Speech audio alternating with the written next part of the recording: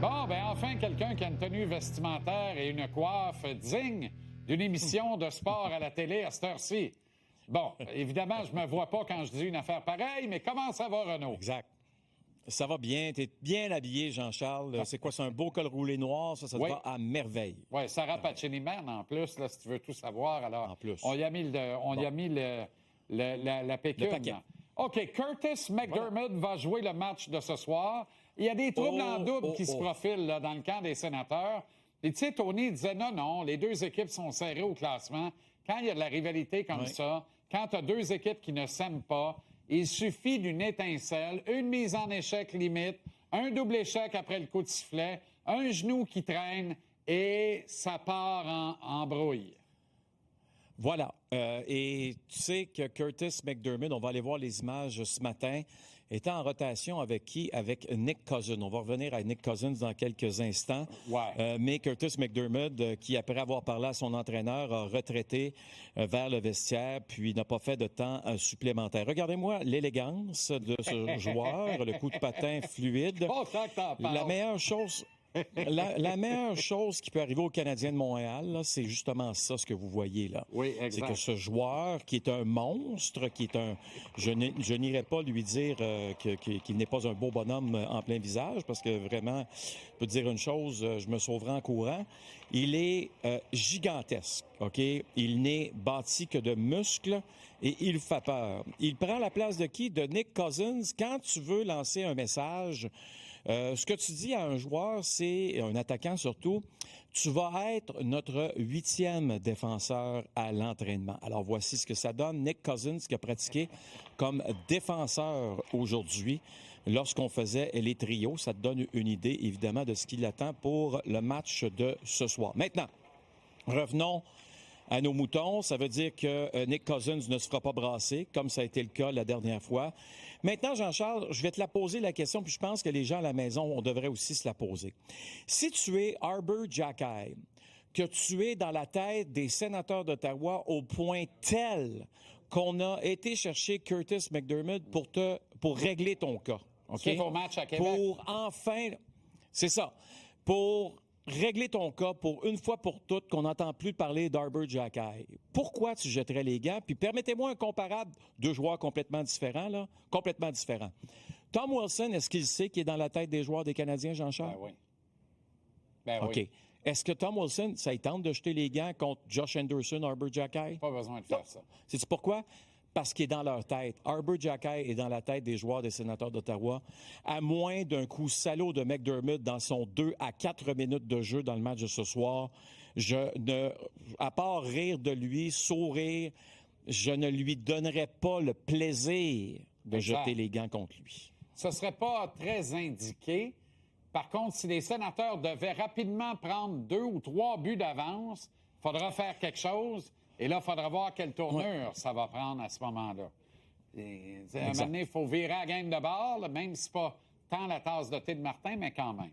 Il y a la grande visite au Centre Bell ce soir, Renaud.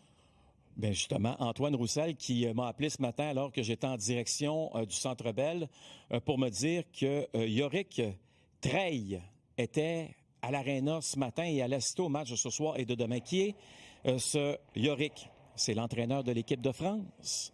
Il est ici pour voir Alex Tessier. D'ailleurs, les deux hommes ont mangé ensemble en compagnie des parents d'Alex Tessier qui ont fait le voyage à Montréal. Donc, Carole et Fabrice qui sont au match et qui ont mangé hier soir justement avec l'entraîneur de l'équipe de France. Puis pour, si tu veux, Alex Tessier, c'est quand même spécial. C'est le seul joueur français, évidemment, qui joue dans la Ligue nationale de hockey, comme ça a été le cas longtemps pour notre ami Antoine Roussel. Je lui ai posé la question, représenter ton pays, là, à quoi ça va ressembler? Puis il dit, écoute, j'essaierai pas de devenir un sauveur. Ça, c'est clair que c'est pas possible d'une manière ou d'une autre. Ça va être le meilleur joueur de son équipe.